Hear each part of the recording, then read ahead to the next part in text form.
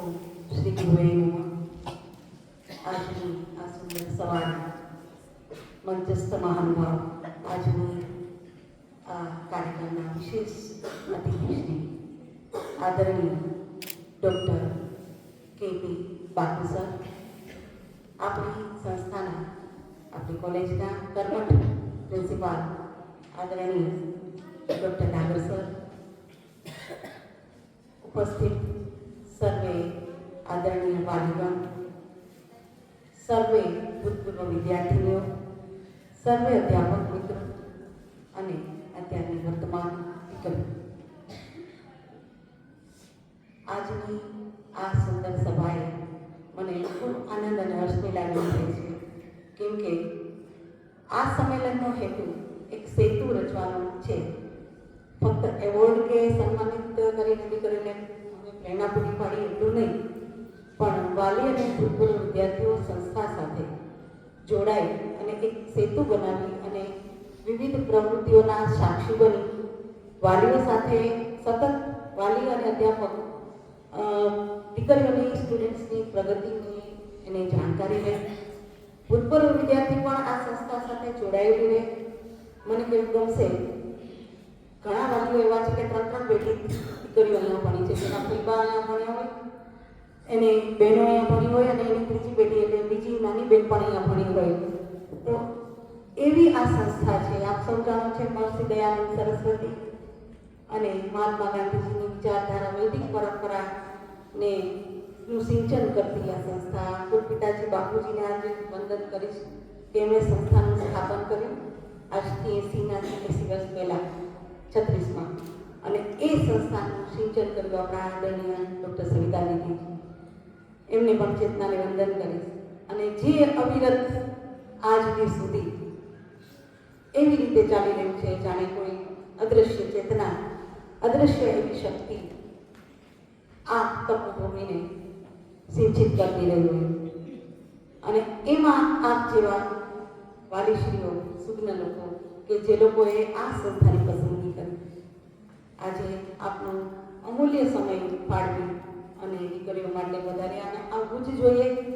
આ તો વર્ષમાં એક વખત અમે વાલી સંમેલન કરીએ છીએ. આપણને ખબર છે ને, આપણે સૌ વ્યસ્ત હોઈએ છીએ. પછી ખેડૂત પરિવારની દીકરી હોય, ખેડૂત હોય વાલી, કે કોઈ વ્યવસાય કે સર્વિસ ક્લાસ પીપલ હોય, પણ આપણને આપણી દીકરી જ્યાં અભ્યાસ કરે છે ત્યાં એની પ્રગતિ એ ક્યાં અભ્યાસ કરે છે જાણવાનું આપણે જરૂર હોય જ, અને આવવું જ જોઈએ. અને આ પધાર્યા એનો મને વિશેષ આનંદ છે, અમૂલ્ય સમય ફાળવીને. આજની આ સભામાં વિશેષ જેમની ઉપસ્થિતિ છે એ અમને સૌને વધારે આનંદિત કરે છે.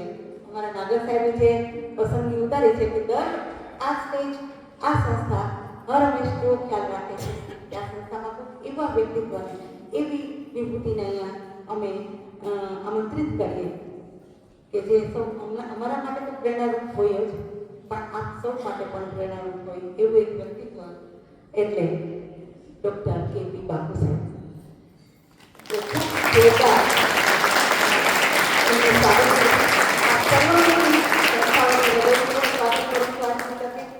અને એમને મેં જ્યારે સર વાત કરી કે આપનું મને સંક્ષિપ્ત અમે ઓળખીએ છીએ શિક્ષણ વિગતે, આપણું 30 વર્ષનો આપનું શૈક્ષણિક યાત્રા છે, બહોળો અનુભવ છે અને અમે સૌ ઓળખીએ છીએ આપને, પણ નજીકથી ઓળખવાનો મોકો અવારનવાર તેઓ અહીંયા અમારે ક્યાંય પણ જરૂર પડી છે ત્યારે પધાર્યા છે. પણ એમની જે શૈક્ષણિક યાત્રા છે એની યાત્રા મારે આપને કરાવવી છે. અને મને કે બેન, મારે કાંઈ શું અનુભવ, મારે 30 વર્ષનો અનુભવ છે, હું આપની જે અધ્યાપક છું અને પ્રિન્સિપાલ છું, બસ એક પરિચય બધું ના સર, મારે આપનો પરિચય જોઈએ છે, આપ મને સેન્ડ કરો, જેથી કરીને અમને શિક્ષણ વિદોને તો ખ્યાલ આવે અને અમને પ્રેરણા મળે અને દીકરીઓને પણ પ્રેરણા મળે. દીકરીઓ સંસ્કૃત ભાષા એટલે દેવ ભાષા કહેવાય. સંસ્કૃત એટલે એ સંસ્કૃતના અભ્યાસ, વેદ અને પુરાણ ઉપનિષદ એના અભ્યાસ એવા ડૉક્ટર બાપુ સાહેબનો પરિચય દેવાનો મને ખૂબ ગમશે.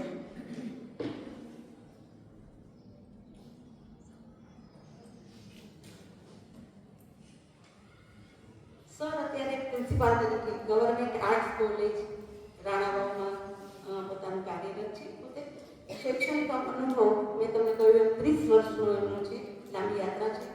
તેઓ MA PhD સંસ્કૃતમાં છે. બાપુ સાહેબ જે 55 થી 10 સુધી બાઉદીન આર્ટ્સ કોલેજ જુનાગઢમાં અધ્યાપક તરીકે રહ્યા.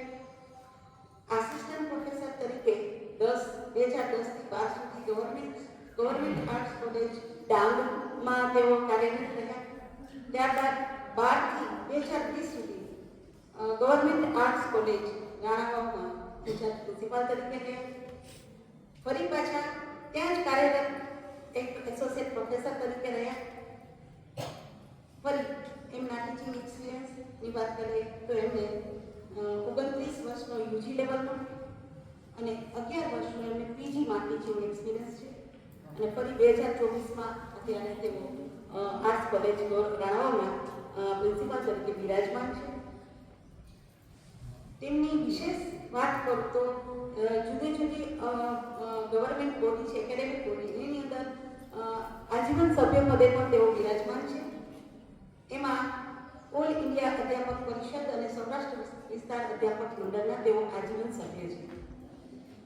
ઓફકોર્સ ભક્ત કવિ નરસિંહ મહેતા યુનિવર્સિટીના બોર્ડના સભ્ય તો એ જોઈએ જ. વિશેષ વાત કરું તો વિવિધ નેશનલ અને ઇન્ટરનેશનલ સેમિનારમાં તેઓ ચેરપર્સન તરીકે નિમંત્રિત હોય છે. અવારનવાર તેઓ પધારે છે, એ પણ આપણા માટે ગૌરવની વાત કહેવાય. રિસર્ચ પેપરની વાત કરું તો 21 થી વધારે પેપર સરે પ્રેઝન્ટ કર્યા છે. અને મિત્રો વાત કરું તો સરનો વિષય સંસ્કૃત એટલે એમ કહીએ કે વેદ, ઉપનિષદ, આપણા ધર્મગ્રંથો, ગીતાજી, એ બધાના પોતે અભ્યાસી અને એ બધા વિષયો ને લઈને એમને જે પેપર્સ બધા પ્રેઝન્ટ કર્યા છે એમાંથી 5 પેપર તો પબ્લિશ થયા છે. એ બહુ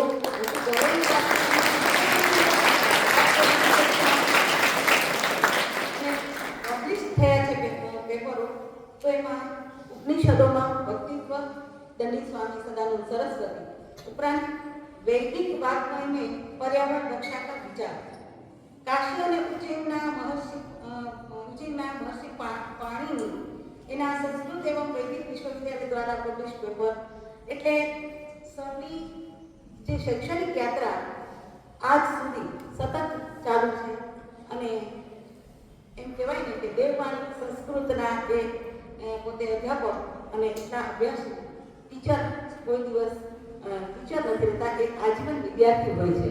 એ સાહેબના વ્યક્તિત્વ ઉપર, એમના આચરણ ઉપર આપણને દેખાય હોય. જ્યારે સરને મળવાનું થાય, મને તેમની પ્રોફાઇલ સર મારે આવી અને પછીથી મને જે કારણ કે મને એમ લાગતું હતું કે સરનું વ્યક્તિત્વ કંઈક જુદું છે. જ્યારે પણ મળ્યા લાસ્ટ ટાઈમ સર આપણે આપણે ગવર્મેન્ટની એક્ઝામની અંદર વધારેલા હતા આપણા માર્ગદર્શક તરીકે. એટલે એમને મળીએ ત્યારે આપણને એમ લાગે છે કે એ ખાલી અભ્યાસ જ નથી, પણ એમના આચરણમાં પણ ધર્મ, આધ્યાત્મ અને મૂલ્ય. કેમ કે એમણે જે પેપરો લખ્યા છે એ વાંચું તો અહીંયા ઘણો સમય સૌનો લેવો, પણ એમણે વિજ્ઞાનનું ક્ષેત્ર, પર્યાવરણનું એટલે મેં બોલી કે પર્યાવરણને પણ એમને સ્પર્શ્યું, વિજ્ઞાનને સ્પર્શ કર્યો, ચારિત્ર નિર્માણ, મૂલ્યનિષ્ઠા, કઠોપનિષદ, વેદ, બધાને માંથી એમને લઈ અને એમના પેપરની પસંદગી જોઈએ ત્યારે વિદ્વતાનો આપણને ખ્યાલ આવે. મારા શિક્ષણ યાત્રીના બધા મિત્રો છે એને આ વાત કરું છું એ સમજાશે અને દીકરીઓને પણ સમજાશે કે આજે એમને આપણે સમય આપવાનો છે એટલે વધારે સમય નહીં લઉં. પણ અમારા સમગ્ર બૃહદ પરિવાર વતી હું આપ સર્વનું હૃદયપૂર્વક આપું અને આપ સર્વ વાલીશ્રીઓ, અધ્યાપકો અને ભૂતપૂર્વ વિદ્યાર્થીઓ જે પધાર્યા છે એમને સાંભળવા છે. ભૂતપૂર્વ વિદ્યાર્થીઓ